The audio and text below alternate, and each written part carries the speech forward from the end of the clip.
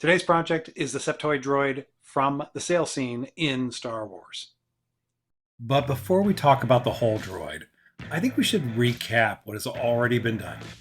A little over a year ago, I designed and built the head for this droid. It was a fun experience, and I thought that was as far as I was going to go. It is printed in resin and has a motor to turn the head. Fast forward a year, and I was building my second treadwell, and I modeled the wheels and made molds and made new tracks. I ended up building two complete drive systems. It was at that moment I thought I should build the whole Septoid Droid as well. I started with the base. It was almost identical to building Treadwell.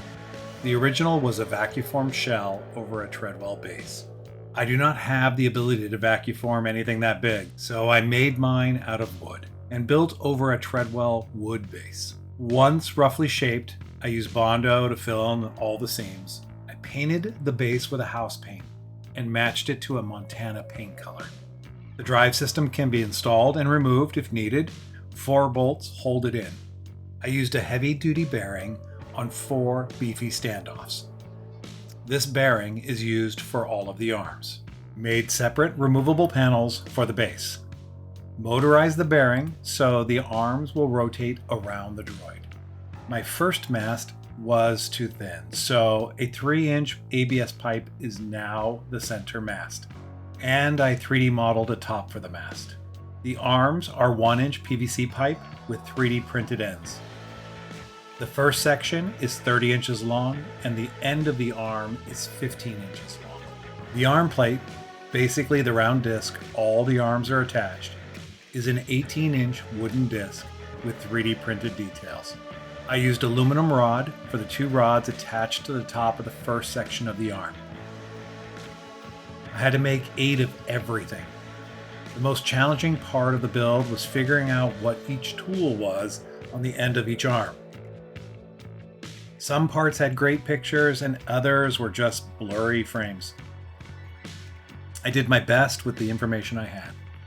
Painting this thing was a challenge as the arms are always in the way and getting caught on some part of me.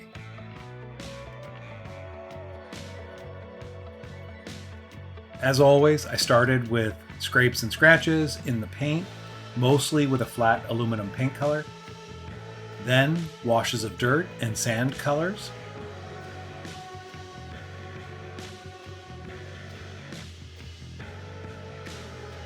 then finished off with a black oily wash.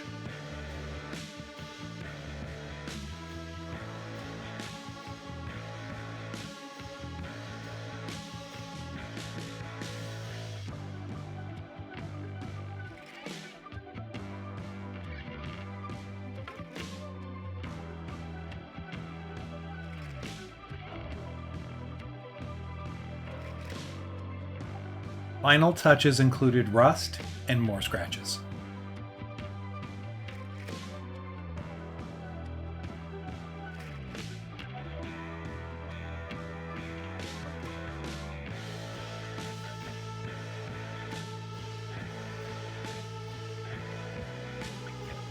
This is the fully operational Septoid Droid.